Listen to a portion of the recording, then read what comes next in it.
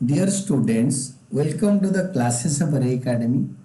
We are studying accounting for partnership firms and presently we are studying the chapter change in profit sharing ratio among the existing partners. The question is A, B, C are sharing profits and losses in the ratio of 2 is to 2 is to 1.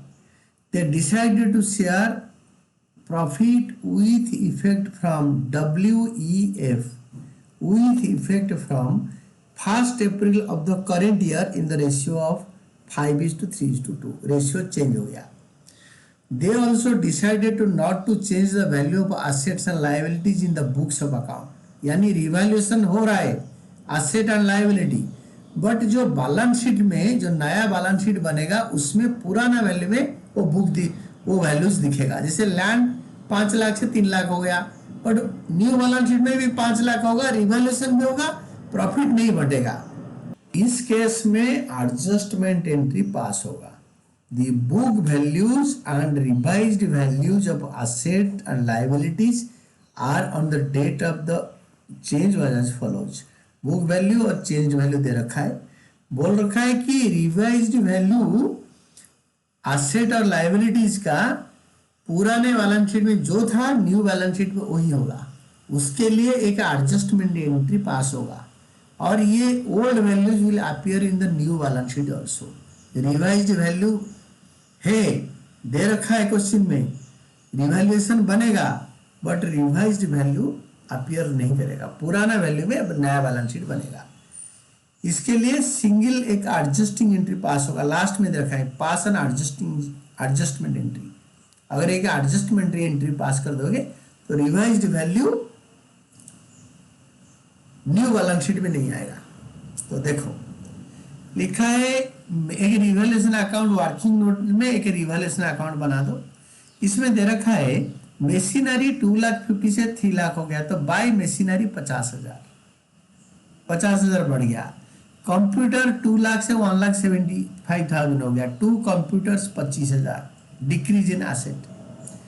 Third में दे रखा है sundry creditor 90,000 से 75,000 हो गया, decrease in liability bye sundry creditors 15,000 90 से 75. Outstanding expenses 15 से 25 increase in liability 2 outstanding expenses. और credit side बड़ा है, टोटल करके यहाँ पे लिखो 65,000. इसको डेबिट साइड में यहाँ उतारो 65,000, इससे ये माइनस करो 35,000 तो 30,000 आएगा रिवैल्यूएशन प्रॉफिट. बट इसको डिस्ट्रीब्यूट मत करो. अगर old value new balance sheet में अपीयर नहीं करेगा, न्यू रिवाइज्ड वैल्यू अपीयर करेगा, रिवाइज्ड वैल्यूज अपीयर करेगा न्यू बैलेंस शीट में, तो इसका जनरल एंट्री होगा machinery sundry creditor to revaluation, revaluation to computers outstanding expenses. ये एक एंट्री दो. तीसरा एंट्री होगा रिवैल्यूएशन अकाउंट डेबिटेड टू, ये 30,000 को बांट देंगे to A's capital, B's capital, C's capital, 12,000 6,000. But बोल रहा है कि ऐसे नहीं होगा, ये वैल्यूज तो है, रिवैल्यूएशन अकाउंट बनेगा बट ये जो revalued value new balance sheet में नहीं आएगा, न्यू बैलेंस शीट में पुराना वैल्यू आएगा. इसके लिए एडजस्टमेंट एंट्री पास करो. तो ये 30,000 को गेनिंग टू सैक्रिफाइसिंग कर देंगे. This is the adjusting entry. कैसे? Old ratio of ABC 2:2:1, new ratio of ABC 5:3:2, sacrificing ratio old ratio minus new ratio. A sacrifice 1/10 gain, B sacrifice 1/10 sacrifice, C sacrifice 0/10 no sacrifice no gain. So it is gaining to sacrificing. A's capital account debited to A जो gain कर रहा है तो B's capital account debited to A's capital account, B's capital account debited to A's capital account. Treatment for revaluation profit as revised values will not be shown in the books. It is gaining to sacrificing. यानी A's capital account debited to B's capital account. 30,000 का 1/10.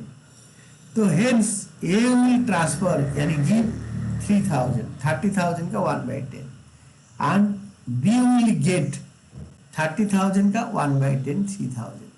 अभी journal entry होगा A's capital account debited to B's capital account. It is A's capital account debited to B's capital account being adjusting journal entry passed for treatment of a revaluation profit as the assets and liabilities will not appear in the same figure even after change in profit sharing ratio. Profit sharing ratio change हो गया, asset liability भी बढ़ घट रहा है, increase decrease हो रहा है, बट ये सब कुछ के बाद भी जो नया बैलेंस शीट बनेगा पुराने वैल्यू में एसेट लाइबिलिटीज अपीयर करेगा.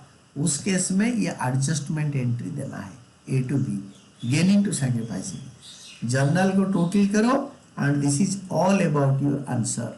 One adjustment entry, asset and liabilities will be appearing in same old figure in the new balance sheet. This is the concept.